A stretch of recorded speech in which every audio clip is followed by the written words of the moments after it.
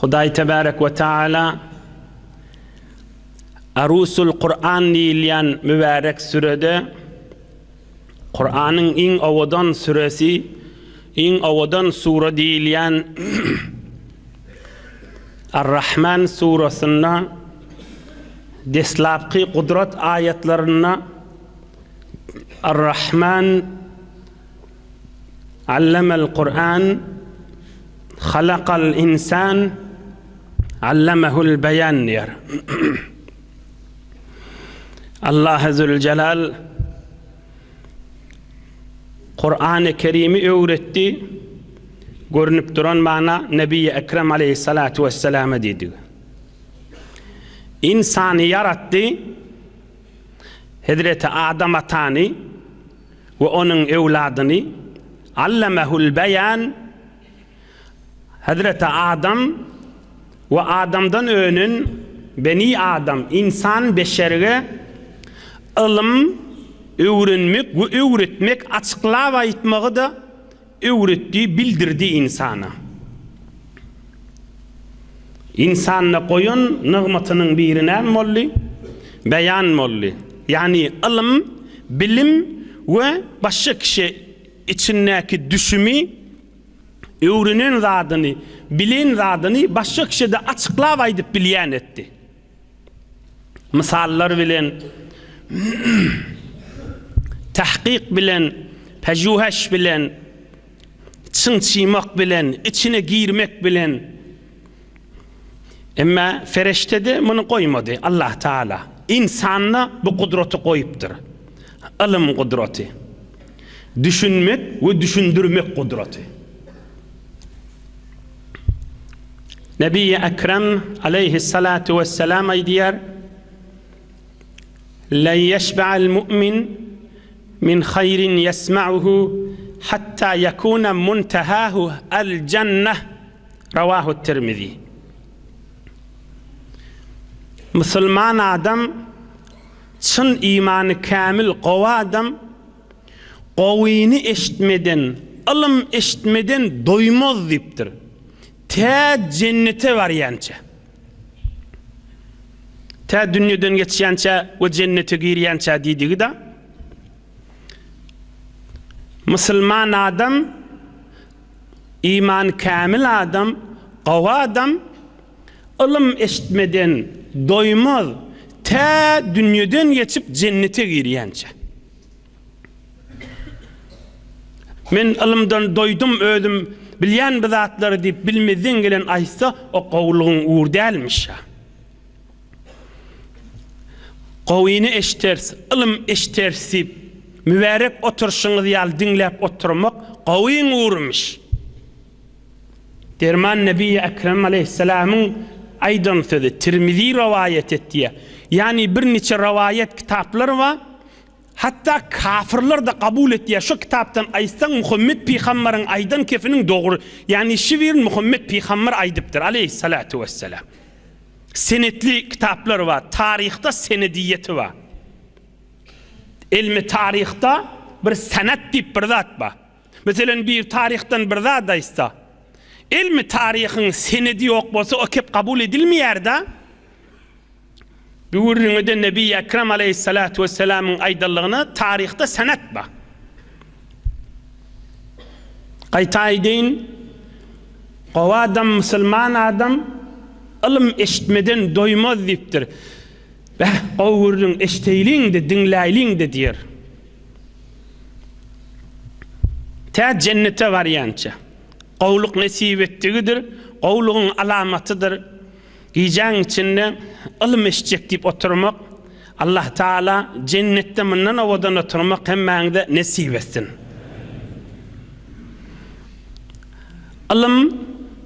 Ilmin hürmetinin görürünü. Hudaý Teala ilimde, bilimde azamat koyuptur.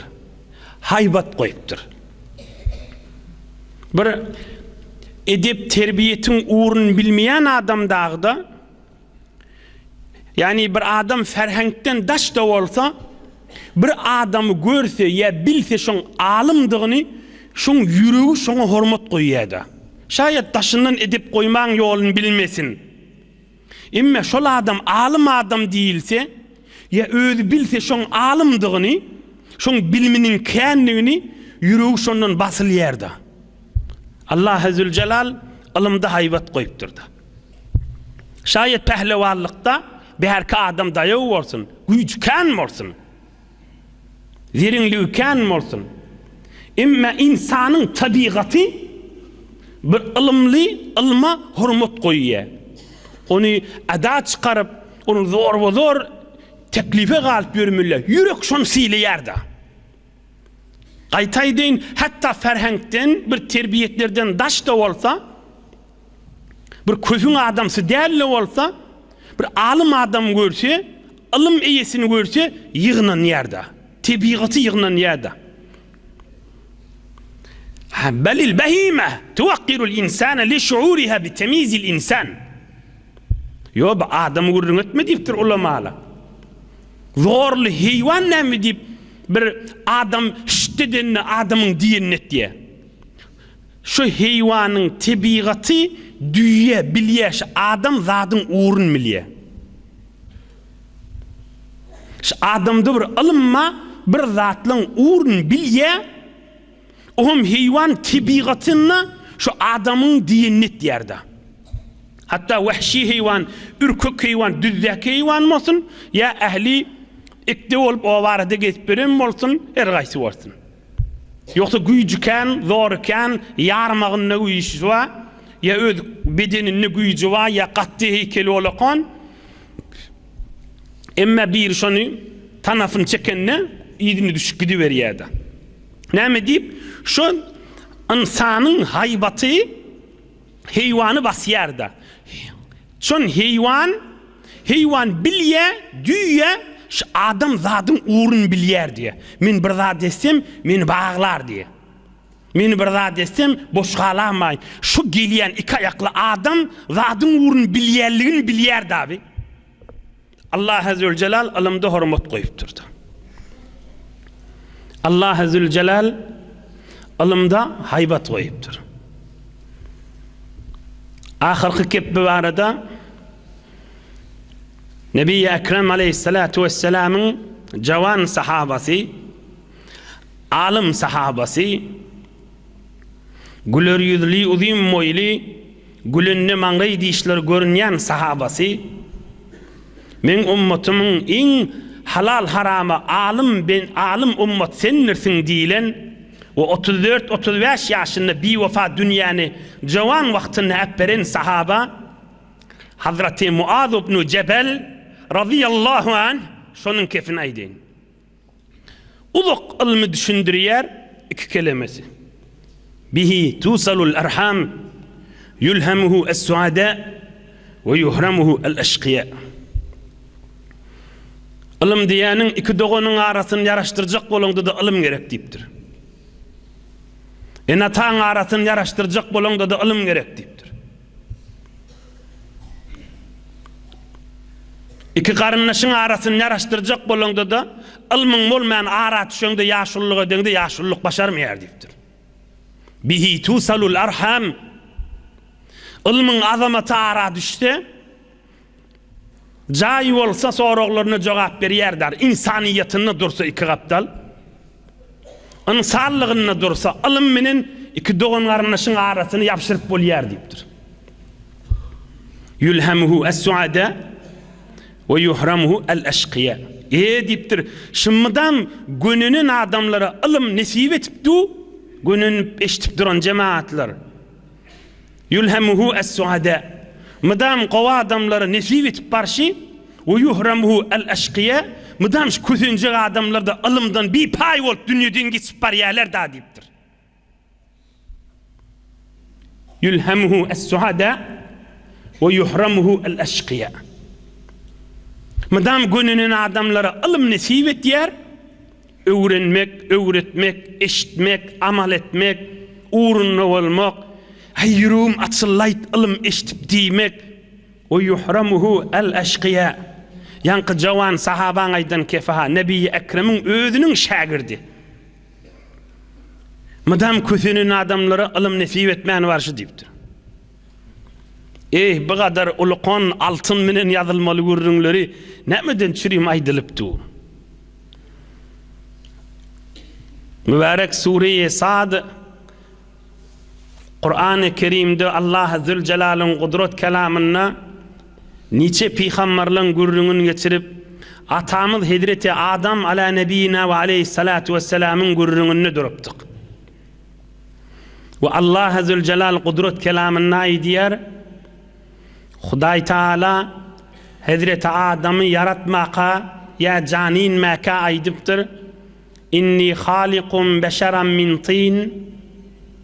Ey feriştelerim, kumdan palçıktan bir mahluk yaratacak. فَاِذَا سَوَّيْتُهُ وَنَفَخْتُ ف۪يهِ مِنْ رُوحِي فَقَعُوا لَهُ سَاجِدِينَ. Şona canin deremde, şona hemmeniz secde dersiniz deyip Allah Zülcelal emretiptir. Şimdi secde ne manadadığın inşallah öwlerde onun açık manasını Allah beredinden büyük alimlerin aydan manasını hizmetine de yetirersin. Hazır kıysa manası hemme feriştelere secde edin, hormat koyun şona deyip Allah Azze'l-Celal açık emretiptir da. Belli oliya Adam ata ve onun nesline, beşer, insanına, bizler ulukon bir azamat zatlar bağ olmalı ki ferişteleri ki günah etmeyeler, günaha girmeyeler. Şu feriştelere Adam ata hormat koyun, Adam ata secde edin divay diyar. Ohum ulamalar ay diye Adam'da iki tane ulu hormat var diyar. Bir alım hormatı. İnhiyan kaidilen gördüğünler alımın hormatından ne?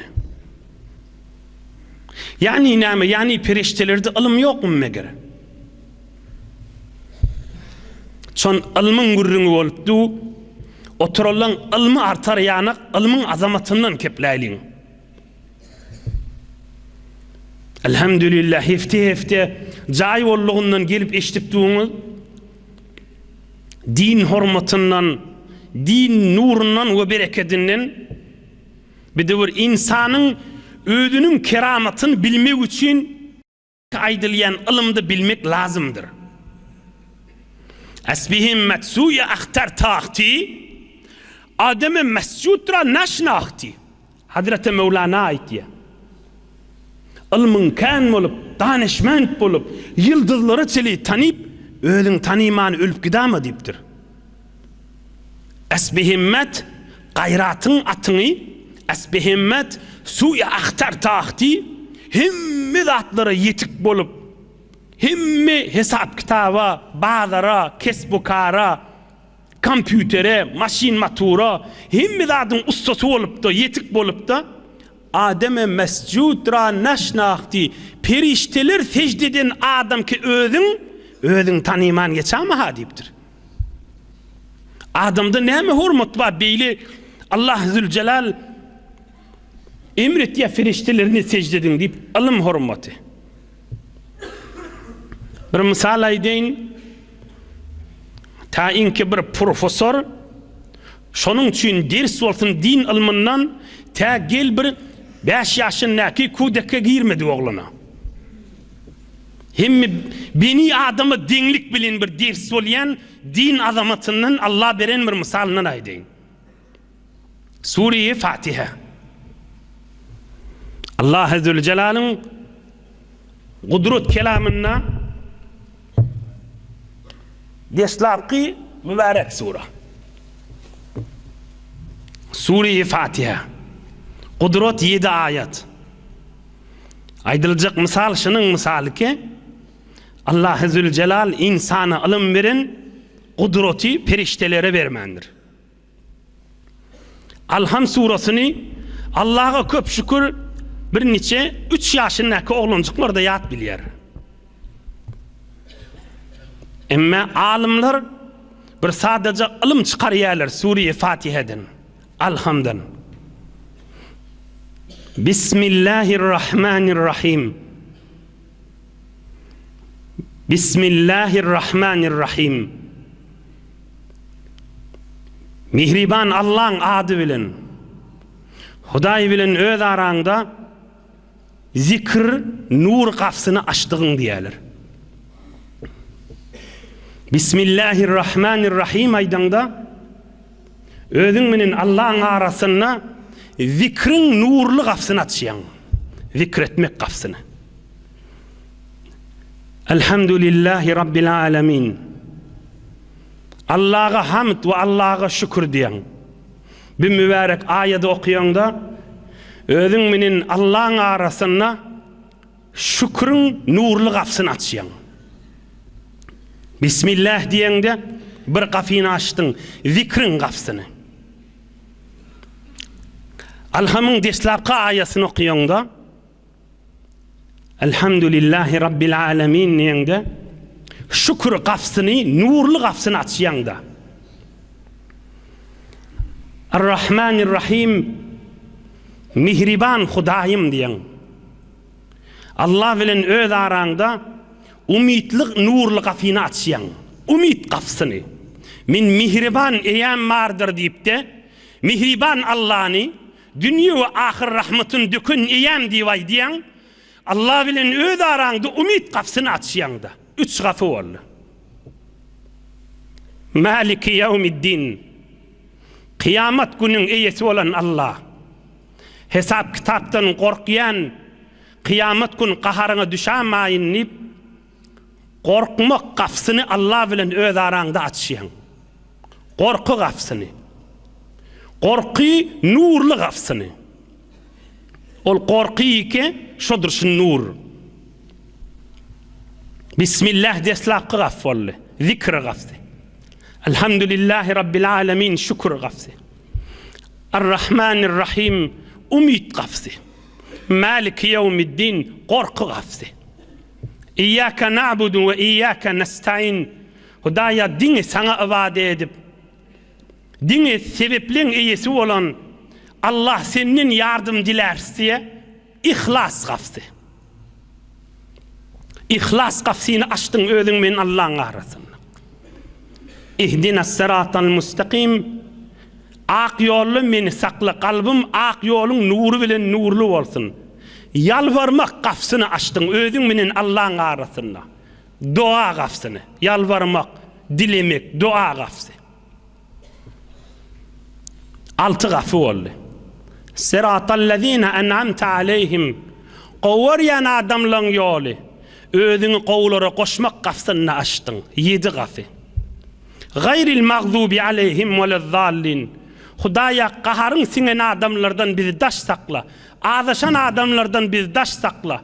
Tilki adamlardan daş durmak gafyny da açdyň. 8 gafy, jennetiň 8 gafsyny açdyň bolar diýär ulamalar. Ine maňa diýerler ilm gafsy. Bu bir kudreti ki Allah Zülcelal insana beripdir. Imme bu kudreti Allah Taala feriştelere bermeýändir. Ine ilim diýäniň azamatynyň gürrüňüşi. Gününün dinine iftihar edip, dinine çiğişmeli. Min ak dinim mardyr dip, min musulmanlaryň elhamdülillah dip gözden ýaş akdyryp oturmaly derman nurly gürrüňlerdir. Gününün insanlary. Allah Zülcelal gününlerden etsin inşallah hemmäňi.